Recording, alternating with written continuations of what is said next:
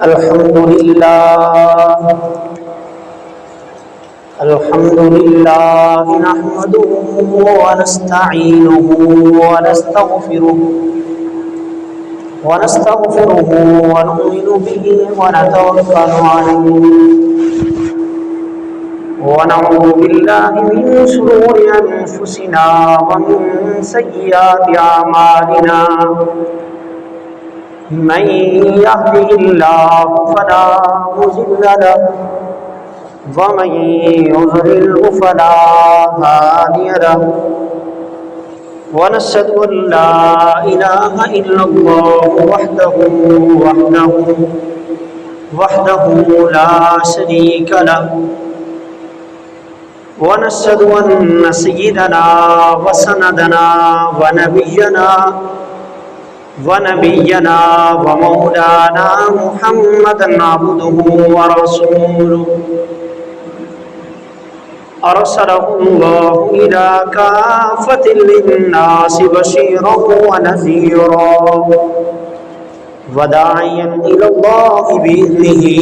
وسراجا منيرا أما بعد فأعوذ بالله من الشيطان الرجيم بسم الله الرحمن الرحيم إنما يريد الله ليذهب عنكم الرجس أهل البيت ويطهركم تطهيرا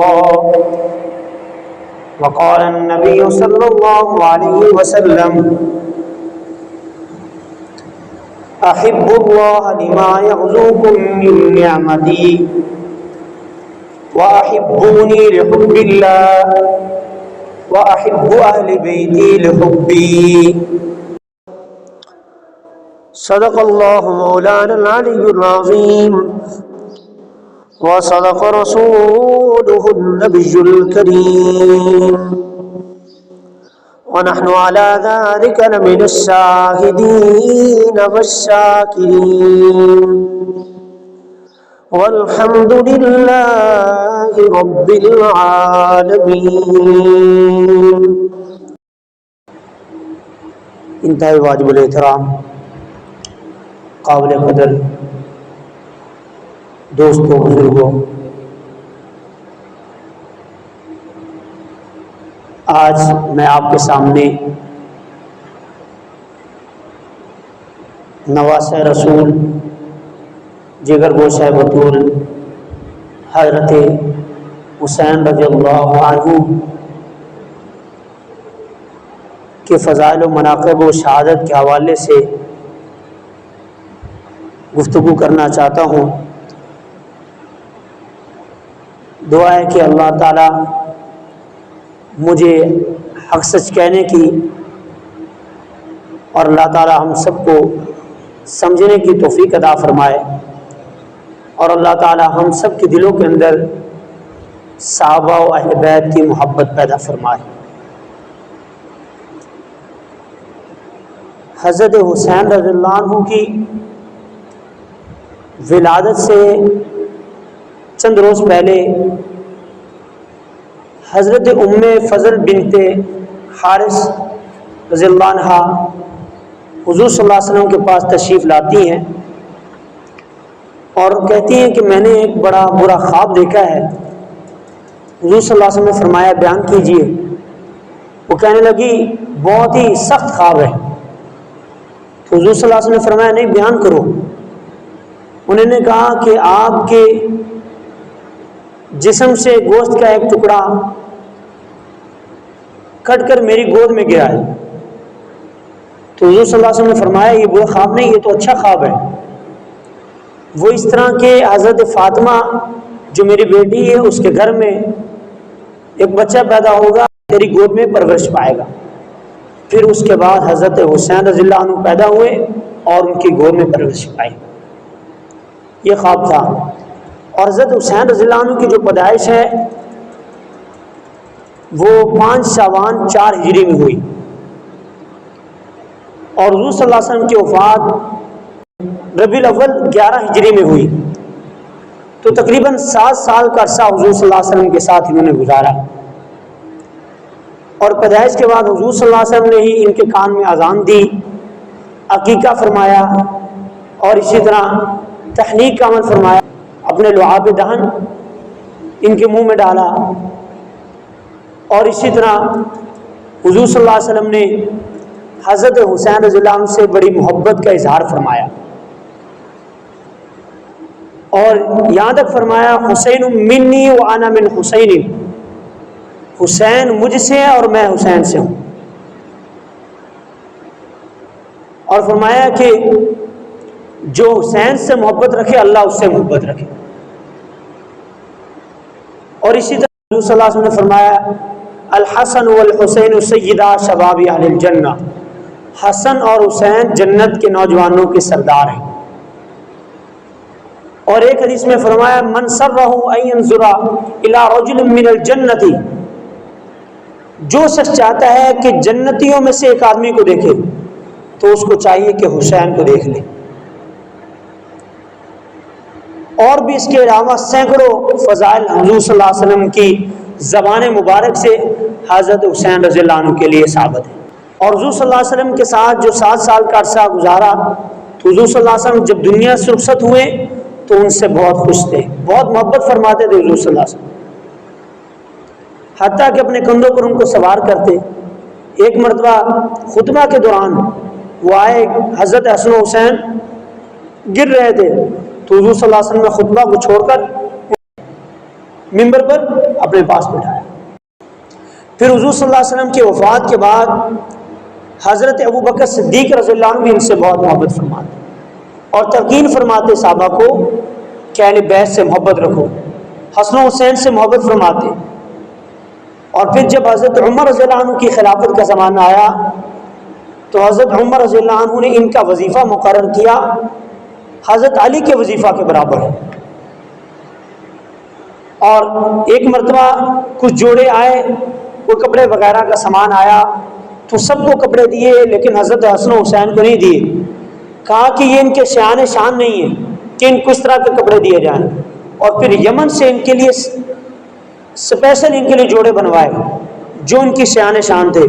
اور پھر وہ ان کو پہنائے گئے۔ تو حضرت عمر بن خطاب بھی حضرت حسن و حسین سے بڑی محبت فرماتے، اور پھر حضرت عثمان غنی رضی اللہ عنہ کی خلافت کے زمانے میں بھی حضرت عثمان بھی ان سے بڑی محبت فرماتے، اور پھر حتیٰ کہ حضرت عثمان رضی اللہ عنہ کے گھر کا جب محاصرہ کیا گیا تو اس وقت جو پہرے دار تھے وہ حسن و حسین پہرے دار تھے، ان کے پہرے داری کرتے تھے۔ بعد میں جب حضرت عثمان غنی رضی اللہ عنہ کو شہید کر دیا گیا تو اس کے بعد حضرت علی رضی اللہ عنہ نے ان سے سختی سے بات کی، فرمایا کہ تم نے کیا کیا کہ حضرت عثمان کو شہید کیا، تمہاری پہرے داری کیسی تھی؟ حضرت علی رضی اللہ عنہ نے سخت الفاظ فرمائے ان کے لیے، سختی سے ان سے پوچھا، تو وہ کہنے لگے کہ ہمیں علم نہیں ہوا کہ باغیوں نے مکان کے پیچھے سے پھلانگ کر حضرت عثمان غنی کو شہید کر دیا۔ پھر حضرت عثمان غنی کی جو شہادت ہے یہ فتنوں کا ایک سلسلہ شروع ہوتا ہے حضرت عثمان غنی رضی اللہ عنہ کی شہادت سے۔ تو اس کے بعد جب فتنوں کا سلسلہ شروع ہوا تو حضرت علی رضی اللہ عنہ کو خلیفہ بنا دیا گیا، ادھر حضرت امیر معاویہ کی امارت تھی، خلافت تھی حضرت امیر معاویہ کی، تو ادھر سے جب جنگیں ہوئی، جنگ جمل بھی ہوئی، جنگ صفین بھی ہوئی، تو اس میں بھی حضرت حسین رضی اللہ عنہ اپنے والد کے ساتھ ہی ان جنگوں میں شامل رہے، والد کے ساتھ مل کر مخالفین کے ساتھ لڑائی کی، اور بڑے بہادر انسان تھے۔ اور پھر جب حضرت علی رضی اللہ عنہ کی شہادت ہوئی تو حضرت حسن رضی اللہ عنہ نے حضور صلی اللہ علیہ وسلم کی پیشین گوئی کے مطابق کہ میرا بیٹا سردار ہے اور اللہ تعالیٰ اس کے ذریعے سے 2 بڑے مسلمانوں کے گروہوں کے درمیان صلح کرائے گا، تو اس کے بعد حضرت حسن نے حضرت امیر معاویہ کے ہاتھ پر بیعت کر کے خلافت حضرت امیر معاویہ کو سپرد کر دی۔ تو اس 20 سالہ خلافت میں حضرت حسن و حسین کے ساتھ حضرت امیر معاویہ رضی اللہ عنہ نے بڑا احسن سلوک کیا، ان کے وظیفے مقرر کیے، اور ان کے ساتھ جتنا بھی ایک تعاون کر سکتا ہے خلافت والا بندہ جو بادشاہ ہوتا ہے تو انہوں نے ان کے ساتھ تعاون کیا اور ان سے محبت فرماتے ہیں۔ اور پھر جب حضرت حسن کی وفات ہوگی تو اس کے بعد بھی حضرت امیر معاویہ حضرت حسین کے لیے وظیفے مقرر کیا جو تھا ان کو ملتا رہا. اور پھر اس کے بعد جو یزید تھا حضرت امیر معاویہ رضی اللہ عنہ کا بیٹا، تو اس نے اپنی چرچا کے لیے جب یہ بات چلی کہ حضرت امیر معاویہ نے کہا کہ کہیں میرے مرنے کے بعد یہ کام نہ ہو جائے کہ جس طرح کہ پہلے مسلمانوں میں اتنی لڑائیاں ہو چکی دوبارہ لڑائیاں نہ ہو جائیں، تو اس وجہ سے حضرت امیر معاویہ رضی اللہ عنہ نے کہا کہ کسی کو خلیفہ مقرر کر دینا چاہیے اپنی زندگی میں. تو اور بھی نام آئے تھے لیکن جو یزید تھا اس نے اپنے بندے بھیجے، یا واللہ عالم کسی نہ کسی طرح 40 آدمیوں کو بھیجا گیا حضرت امیر معاویہ کے پاس کہ خلافت جو ہے آپ کے بعد اپنے بیٹے کے سپرد کریں، یزید کے سپرد کریں. تو اسی طرح پورے علاقوں کے اندر چرچا ہو گیا، بصرہ کے اندر بھی، کوفہ کے اندر بھی، کہ حضرت امیر معاویہ کے بعد جو خلیفہ ہے یزید کو بنایا جائے جو ان کا بیٹا ہے. کوفہ اور بصرہ کے جو لوگ تھے بہت اکثریت ان کی وہ حضرت امیر معاویہ رضی اللہ عنہ کا جو بیٹا تھا یزید اس کے ہاتھ پر انہوں نے کہا کہ اس کی خلافت کو تسلیم کر لیا، اس کے ہاتھ پر بیعت کر لی. لیکن اب مسئلہ تھا مدینہ منورہ اور مکہ مکرمہ، یہاں پر اس کی بیعت کا مسئلہ تھا. حضرت امیر معاویہ نے خود 51 ہجری میں حجاز کا سفر کیا، مکہ اور مدینہ کا سفر کیا. تو حضرت حسین رضی اللہ عنہ انہوں نے بیعت سے انکار کیا. حضرت عبداللہ بن زبیر نے، حضرت عبداللہ بن عباس نے، عبد الرحمن بن ابی بکر نے، ان حضرات نے بیعت سے انکار کیا یزید کی بیعت سے. انہوں نے کہا کہ میرا مقصد یہ ہے کہ میں اپنے بعد امت کو لڑانا نہیں چاہتا، تو اس وجہ سے میں اپنے بیٹے کو خلافت دے رہا ہوں سنت کے طرز پر تو نہیں. انہوں نے عبد الرحمن بن بکر نے کہا، عبداللہ بن زبیر، ان حضرات نے کہا کہ سنت طریقہ نہیں اپنے بیٹے کو خلیفہ بنانا، یہ کیسے و کس طرح کا طریقہ ہے. تو حضرت امیر معاویہ نے بھی سمجھایا لیکن انہوں نے ان کی بات کو نہیں مانا، وہ اس کے خلاف ہی رہے. حضرت عائشہ نے بھی حضرت امیر معاویہ کو نصیحت کی کہ ان کے ساتھ سختی کے ساتھ معاملہ نہ کرے، یہ بیعت نہیں کرتے تو کوئی مسئلہ نہیں، آہستہ آہستہ قائل کرنے کی کوشش کریں لیکن ان کے ساتھ سختی کے ساتھ معاملہ نہیں کریں. تو حضرت امیر معاویہ چلے گئے. اور پھر حضرت امیر معاویہ رضی اللہ عنہ جب پہنچے ادھر تو اس کے بعد تقریباً یہ 51 ہجری میں آئے تھے، تو حضرت امیر معاویہ کی وفات 60 ہجری میں ہوتی ہے. تو اس وقت حضرت امیر معاویہ رضی اللہ عنہ کی جب وفات ہوئی تو وفات سے پہلے حضرت امیر معاویہ نے نصیحتیں کی اپنے بیٹے کو یزید کو. کہا کہ مجھے لگتا ہے ایسے ہے کہ جو اہل عراق ہیں یہ حضرت حسین کو تیرے خلاف لائیں گے، تو خیال رکھنا، قرابت کا خیال رکھنا رسول اللہ صلی اللہ علیہ وسلم کی، یہ رسول اللہ صلی اللہ علیہ وسلم کے اہل بیت ہے، اس بات کا خاص خیال رکھنا. اگر تو اس پر کامیاب بھی ہو جائے تو خاص خیال رکھنا اس بات کا. انہوں نے تو اپنا کام تمام کر دیا، انہوں نے قائل کرنے کی کوشش کی جتنا ان سے ہو سکتا تھا، انہوں نے کوئی سختی کا معاملہ نہیں کیا. تو اس کے بعد جب یزید خلافت پر متمکن ہوتا ہے، بیٹھتا ہے، تو سب سے پہلے اس نے یہ کام کیا جو ولید بن عتبہ بن ابی سفیان جو مدینہ کا گورنر تھا، اس نے اس کو خط لکھا کہ نزاع سے بیعت لو. اور جب وہ خط اس کے پاس پہنچا یزید کے پاس اس کا، تو اس نے اطلاع دیے بغیر علاقے میں کہ حضرت امیر معاویہ رضی اللہ عنہ کی وفات ہو چکی ہے. حضرت حسین کو، حضرت عبداللہ بن زبیر کو، ان حضرات کو اپنے پاس بلا لیا اور مروان سے مشورہ کیا جو اس سے پہلے گورنر رہ چکا تھا. تو مروان سے جب مشورہ کیا تو اس نے کہا کہ ان کو بلا لیں اپنے پاس، تو جب یہ آ جائیں تو آپ ان سے کہیں کہ بیعت کر لیں یزید کی، ورنہ پھر ان کو وہیں پر قتل کر دے. تو حضرت حسین رضی اللہ عنہ کو جب بندے بھیجے گا بلانے کے لیے حضرت عبداللہ بن زبیر کو اور حضرت حسین کو، تو حضرت حسین نے کہا کہ لگتا ہے کوئی مجلس کے علاوہ کا ٹائم ہے، کوئی راز کی بات ہو سکتی ہے کہ جو اس ٹائم بلایا جا رہا ہے. حضرت حسین سمجھ گئے. تو حضرت حسین نے کہا کہ میں ایسے نہیں جاؤں گا. ان کو کہا کہ آپ جائیں، میں آ جاتا ہوں، لیکن اپنے ساتھ کچھ بندے لے لیے، نوجوان جمع کر لیے کہ اگر کوئی جنگ وغیرہ کرنی پڑ جائے تو قتال بھی کر سکے. ان کو دروازے پر ٹھہرایا، حضرت حسین بیٹھے اور ولید نے کہا کہ اس نے ولید نے خط سنایا کہ حضرت امیر معاویہ رضی اللہ عنہ کی وفات ہو چکی ہے، تو اس وجہ سے یزید کا یہ خط آیا ہے۔ یزید نے کہا کہ حضرت حسین سے بیعت لی جائے۔ حضرت حسین نے کہا کہ سب لوگ بیعت کر لیں تو میں بھی بیعت کر لوں، لیکن وہ دل کے اندر نہیں چاہ رہے تھے، وہ یزید کو مانتے ہی نہیں تھے، اور لوگ بھی یہی چاہتے تھے کہ، اور سمجھتے بھی تھے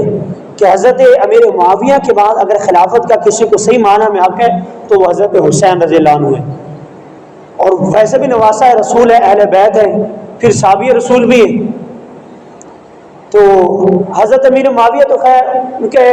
ان کی ایک سوچ تھی۔ تو جب مروان نے اس کو مشورہ دیا تھا ولید بن عتبہ کو کہ حضرت حسین کو قتل کر دینا، جب حضرت حسین نے یہ بات کر دی کہ میں بیعت کر لوں گا، لوگ بیعت کر لیں، تو اس نے کہا یہ ٹھیک ہے، کوئی مسئلہ نہیں، آپ چلے جائیں۔ تو مروان نے کہا کہ آپ نے موقع ہی ہاتھ سے نکال دیا، حضرت حسین کو قتل کر دینا تھا۔ تو اس نے کہا کہ میں کیوں اپنے سر حضرت حسین کا خون لوں، اور قیامت کے دن اس کی تو بخشش ہی نہیں ہوگا جو حسین کو قتل کرے گا۔ تو اس وجہ سے ولید جو تھا وہ نرم رویہ رکھ رہا تھا، اس نے کہا کہ میں ایسا نہیں کر سکتا، اور حضرت حسین چلے گئے۔ حضرت حسین بھی وہاں سے نکل کے اپنے اہل و عیال کے ساتھ، حضرت عبداللہ بن زبیر وہ بھی وہاں سے اپنے اہل و عیال کے ساتھ نکل گئے۔ جب یہ حضرات وہاں سے اپنے اہل و عیال کے ساتھ مکہ کی طرف روانہ ہوئے، مکہ کی طرف جب یہ حضرات گئے تو وہاں پر انہوں نے قیام کیا، اور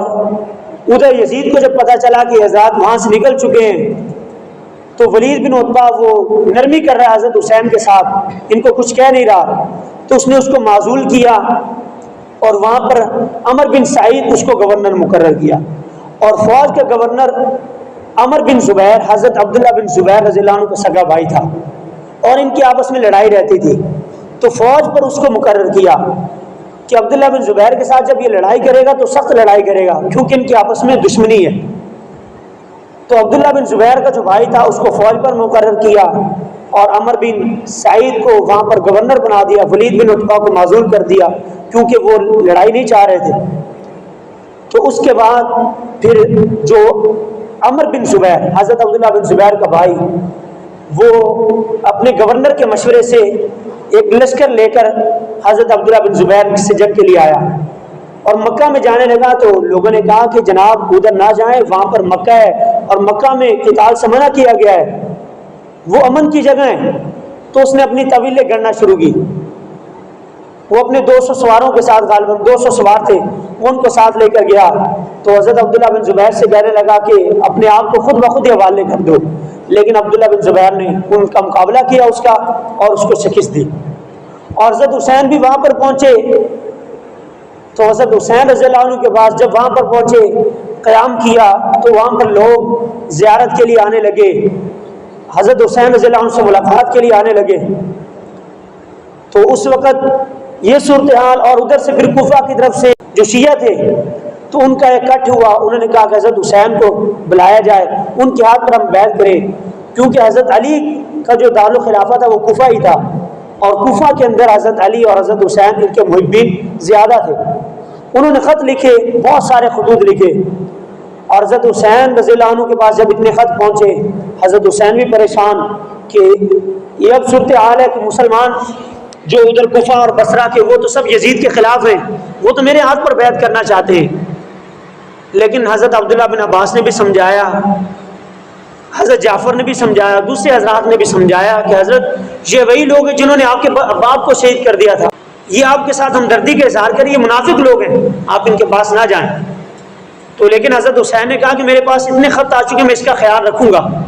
اس کا بھی خیال رکھوں گا، خطوں کا بھی، اور آپ کا خیال رکھوں گا کہ آپ مجھے سمجھا رہے ہیں۔ تو اس وجہ سے انہوں نے حضرت مسلم بن عقیل کو بھیج دیا کہ وہاں پر حالات کا جائزہ لے کر آئے۔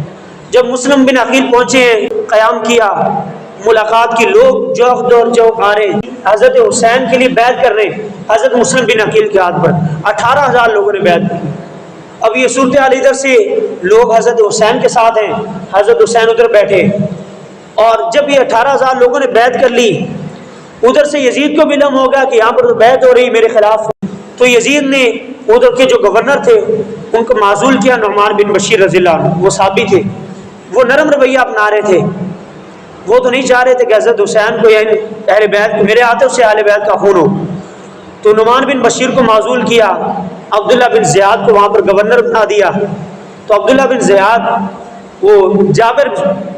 گورنر تھا، سخت گورنر تھا. جب وہ گورنر بنا اور ادھر سے ان کے ہاتھ پر بیعت، اور انہوں نے خط میں لکھ دیا حضرت حسین کو کہ آپ تشریف لے آئیں، حالات سازگار ہیں، لوگ آپ کے ساتھ ہیں. حضرت حسین بیچارے ادھر سے اس بات پر اعتماد کر کے وہاں سے وہ بھی چل پڑے کہ حضرت مسلم بن عقیل کے ہاتھ پر 18,000 لوگوں نے بیعت کر لی، وہ جھوٹ کیسے بول سکتے. اور حضرت مسلم بن عقیل ادھر سے بیچ چکے، ادھر سے زیاد بھی آ گیا.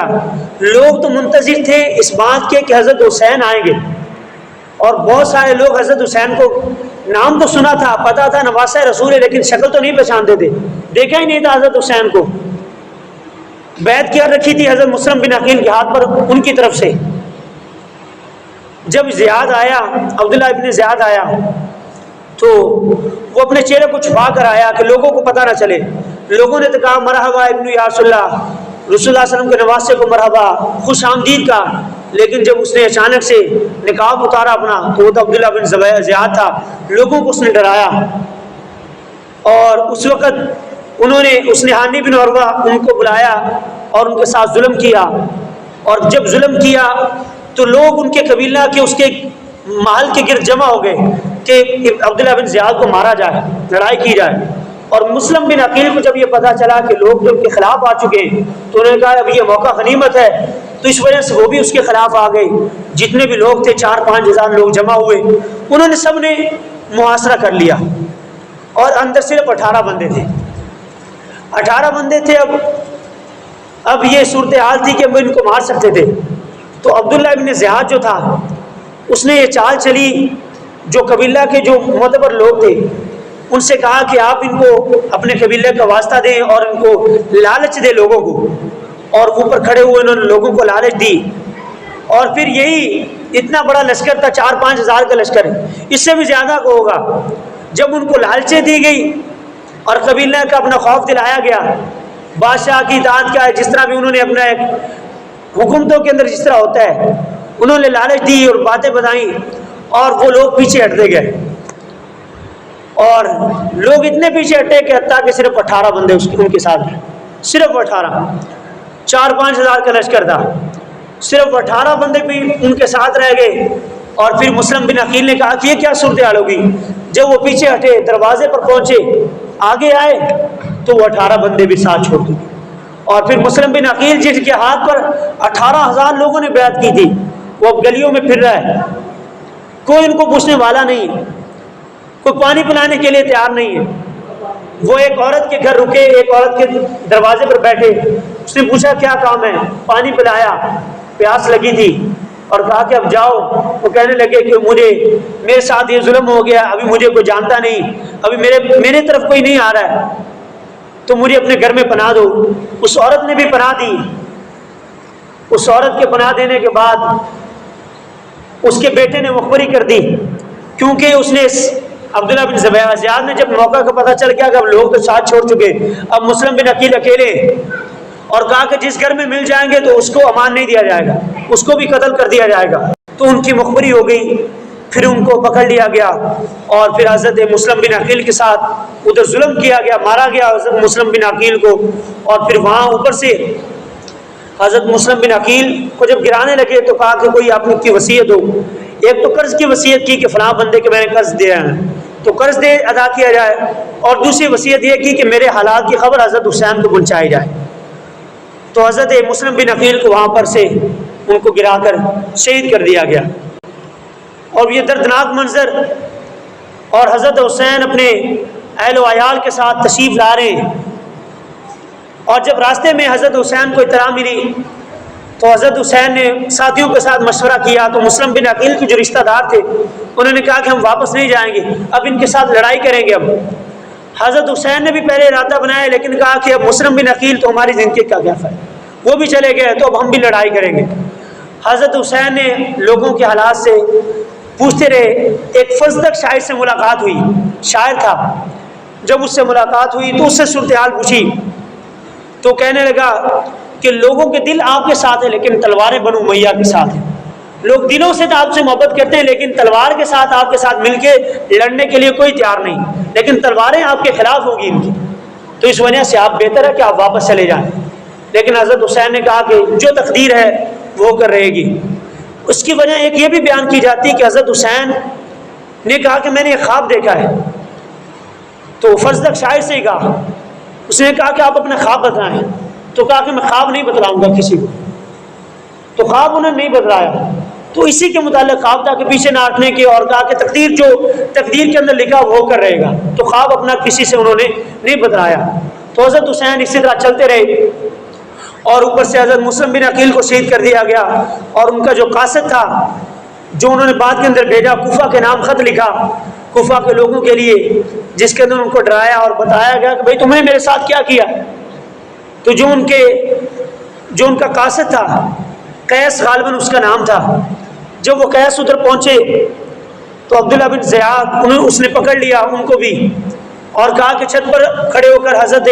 علی اور حضرت حسین کو برا بھلا کہو۔ تو وہ بہادر انسان تھا، وہ کھڑے ہوئے چھت پر، اور کھڑے ہو کر حضرت حسن و حسین اور حضرت علی رضی اللہ عنہ کی تعریف بیان کی، اور عبداللہ بن زیاد کی مذمت بیان کی، اور ان کو برا بھلا کہا۔ تو اس کے بعد ان قاصد کو بھی شہید کر دیا گیا۔ لیکن حضرت حسین اپنے ارادے کے ساتھ چلتے رہے، اور پھر اس نے اپنے لشکر بھی تیار کیے حضرت حسین رضی اللہ عنہ سے مقابلے کے لیے۔ حضرت حسین جب پہنچے وہاں پر، حر بن یزید کا 1000 کا لشکر تھا۔ حضرت حسین نے بہت سارے خطبے دیے، ان کو ڈرایا دھمکایا، اور کہا کہ ہمارے جو مقصد ہے، ہم کہتے ہیں کہ کتاب و سنت کا نظام ہو، بدعت کا خاتمہ ہو، یہ جو خلافت ہے یہ اسلامی طرز پر خلافت نہیں، یہ کیس و کسرا کی طرز پر خلافت ہے، اس کو ختم کیا جائے، قرآن و سنت کے مطابق نظام ہونا چاہیے، اور یزید کی بیعت کو ہم تسلیم نہیں کرتے۔ تو حر بن یزید 1000 کا لشکر لے کر آیا تھا، تو وہ حضرت حسین کے خدمت سے متاثر ہوا، وہ ڈر گیا، وہ نہیں چاہتا تھا کہ حضرت حسین کے ساتھ میں لڑائی ہو، وہ تو صرف اگر کوئی بات کر رہا تھا سختی سے تو اس وجہ سے کر رہا تھا کہ کسی نہ کسی طرح حضرت حسین کہہ دے کہ میں یزید کی بیعت کرتا ہوں اور یہ ساری لڑائی ختم ہو جائے۔ لیکن حضرت حسین نے کہا کہ میں بیعت نہیں کروں گا۔ جب ان کو پتہ چل گیا کہ حضرت حسین بیعت نہیں کر سکتے تو مقابلے پر لشکر لا کر تو بھاگ کر حضرت حسین کے لشکر میں شامل ہو گئے، اور اپنی غلطی پر معافی مانگی حر بن یزید، اور پھر حضرت حسین کے ساتھیوں میں لڑ کر وہ بھی شہید ہوئے۔ تو حضرت حسین رضی اللہ عنہ کے مقابلے کے اندر پھر 1000 کا لشکر آیا، اور انہوں نے حضرت حسین کے ساتھ جنگ کی، اور حضرت حسین رضی اللہ عنہ 10 محرم کو یہ جنگ ہوتی ہے، اور 3 دن پہلے پانی بند کر دیا جاتا ہے، اور یہ پانی کے بارے میں یہ اب سوچنے والی بات ہے، وضو بھی کرتے ہوں گے، نماز بھی پڑھتے تھے، اور اس کے علاوہ بھی پانی کی ضرورت ہوتی ہے، لیکن ہو سکتا ہے کہ پانی کم ہو، پانی بھرنے نہ دیا جاتا ہو، کچھ نہ کچھ پانی موجود ہوتا تھا اس وقت قافلوں کے پاس، لیکن جو موقع پر حضرت حسین رضی اللہ عنہ کی شہادت ہوتی اس وقت ان کے پاس پانی نہیں تھا، اس وقت وہ پیاس کی حالت میں شہید ہوئے۔ تو ان کے پاس اس وقت حضرت حسین رضی اللہ عنہ کے لیے پانی بند کر دیا گیا 3 دن پہلے، اور پھر حضرت حسین رضی اللہ عنہ کے ساتھ جب یہ جنگ شروع ہوتی ہے تو حضرت حسین کے ساتھی اکثریت شہید ہو جاتے، سب شہید ہو جاتے، عورتیں بچ جاتی ہیں، اور ایک بچہ زین العابدین رحمہ اللہ وہ بچ جاتے ہیں، وہ بیمار تھے، لیکن حضرت حسین رضی اللہ عنہ کے جو علی اکبر اور ایک بچہ جو ان کے ہاتھ میں تھا اس کو بھی شہید کر دیا جاتا ہے۔ حضرت حسین رضی اللہ عنہ کے جتنے بھی ساتھی وہ حضرت حسین کا دفاع کرتے کرتے خود شہید ہو جاتے ہیں، پیچھے حضرت حسین بیٹھتے ہیں۔ اب ہر بندہ ڈر رہا ہے کہ حضرت حسین کو شہید کرے، کون اس سے لڑائی کرے، وہ ڈر اس وجہ سے رہا کہ یہ نواسہ رسول ہے، چلو باقیوں کو تو مار دیا ہے، ان کو کون قتل کرے۔ لیکن جو شمر تھا تو اس نے حضرت حسین رضی اللہ عنہ پر وار کیا، حضرت حسین رضی اللہ عنہ کے ساتھ اس نے جنگ کی، اس بدبخت نے خیال نہیں کیا، حضرت حسین پر حملہ کیا، اور ایک بار کی حملہ کیا، حضرت حسین رضی اللہ عنہ کو شہید کر دیا گیا۔ پیاسے تھے حضرت حسین شہید ہوئے۔ اس نے پھر یہ غیظ و غضب کا اظہار کیا کہ حضرت حسین کے سر کو کاٹا گیا، سر کو الگ کیا گیا، اور پھر بازار کے اندر چکر لگایا، اور پھر اس نے یہ سختی کا معاملہ کیا کہ حضرت حسین کے سر کو عبداللہ بن زیاد کے دربار میں پیش کیا گیا، تو عبداللہ بن زیاد نے اپنی چھڑی کے ان کے چہرے پر ماری، تو وہاں پر حضرت زید بن ارقم رضی اللہ عنہ موجود تھے، تو اس نے سختی کے ساتھ اس کو ڈانٹا اور کہا کہ یہ وہی چہرہ ہے جس پر رسول اللہ صلی اللہ علیہ وسلم بوسہ دیا کرتے تھے، تو آج اس پر چھڑی مار رہا ہے۔ تو حضرت حسین رضی اللہ عنہ کے چہرے کے لیے انہوں نے یہ الفاظ کہے، تو وہ کہنے لگا کہ اگر آپ بوڑھے نہ ہوتے تو میں آپ کو بھی قتل کر دیتا، اور حضرت زید بن ارقم کو بھی وہاں سے جانا پڑا۔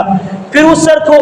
یزید کے دربار میں پیش کیا گیا، تو یزید کے دربار میں بھی یہی کیا گیا، لیکن یزید نے ہمدردیوں کا اظہار کیا اپنے، تو اس کا مقصد صرف اور صرف یہ تھا کہ جب اتنا بڑا واقعہ پیش آ گیا، اتنا حادثہ پیش آ گیا، تو اب پوری جو حکومت تھی سب لوگ یزید کو گالیاں دے رہے تھے، یزید کو برا بھلا کہہ رہے تھے، تو اس نے کسی نہ کسی طریقے سے اپنی جان چھڑانی تھی، تو اس وجہ سے وہ محبت کے اظہار کے لیے ان کی جو اہل بیت کی عورتیں تھیں تو ان کے لیے وظیفے دینے لگا، اور وہ اپنی جو افسوس کا اظہار کرنے لگا، صرف اور صرف اس وجہ سے کہ مجھے لوگ اب برا بھلا کہہ رہے ہیں، مجھے میرا نام ختم ہو جائے۔ حالانکہ ایسا نہیں ہو سکتا ہے۔ یزید کا کردار جو تھا وہ امت کے سامنے، اس نے تو مکہ اور مدینہ کو بھی نہیں چھوڑا جو اس نے حالت کی مکہ اور مدینہ کی، یزید نے برے کام کیے۔ تو آج ہمارے سامنے حضرت حسین رضی اللہ عنہ کی سیرت اور کردار ہے، واقعات سننا مقصد نہیں ہونا چاہیے، ان کے واقعات کو بیان کرنا، اس سے سبق ہمیں سیکھنا چاہیے کہ انہوں نے اس بات کی پرواہ نہیں کی کہ مقابلے کے اندر اتنی بڑی حکومت ہے، ہم چند لوگ ہیں، ہم ان کا مقابلہ کیسے کریں، ہزاروں کا لشکر ہے، انہوں نے اس کی پرواہ نہیں کی۔ حق کے لیے لڑنا پڑتا ہے، حضرت حسین حق کے ساتھ تھے، صرف 72 لوگ حق کے لیے کھڑے ہوئے، اور انہوں نے کہا کہ کتاب و سنت کا نظام نافذ ہونا چاہیے، کتاب و سنت کی بالادستی ہونی چاہیے، یہ جو اسلام کے خلاف جو کام ہے اس کو کبھی برداشت نہیں کیا جا سکتا ہے۔ تو آج ہم صرف ان کے نام پر سبیلے لگا کر، صرف انہی کے نام پر نوحہ کر کے، ماتم کر کے ہم چاہتے ہیں کہ ان کے محبت کا اظہار کر لیں، تو ان کی محبت کا اظہار نہیں، ان کی محبت کا اظہار یہ ہے حق کے لیے کھڑے ہوں، حق کے ساتھ کھڑے ہوں، مظلوموں کی مدد کریں، ظلم کے خلاف آواز اٹھائیں، یہ حضرت حسین کا پیغام ہے۔ اور حضرت حسین کا یہ پیغام ہے، قرآن و سنت کے نظام، قرآن و سنت کا نظام ہونا چاہیے، قرآن و سنت کی بالادستی ہونی چاہیے۔ یہ سبیلیں، یہ سب چیزیں، یہ بدعات ہیں، یہ مکروہ ہیں، حرام ہیں، تو اس وجہ سے اپنے آپ کو ان چیزوں سے بچائیں۔ اور حضور کا بھی حکم ہے کہ 10 محرم کو روزہ رکھا جائے، اور ہمارا کام یہ ہے کہ 10 محرم کو سبیلے لگا کر لوگوں کو پانی پلا دیں۔ تو اصل مقصد یہی ہونا چاہیے کہ جو قرآن و سنت کا طریقہ ہے اسی کے مطابق چلانا چاہیے، اور یہ جنوہ ماتم تو ان سے اپنے آپ کو دیکھنے سے بھی اور یہ کام کرنے سے بھی اپنے آپ کو دور کرنا چاہیے۔ دعا اللہ رب العزت سے اللہ تعالیٰ جو کچھ کہا گیا سنا گیا اللہ تعالیٰ عمل کی توفیق عطا فرمائے، اور اللہ تعالیٰ ہم سب کے دلوں کے اندر اہل بیت کی محبت پیدا فرمائے۔ وآخر دعوانا ان الحمد للہ رب العالمین۔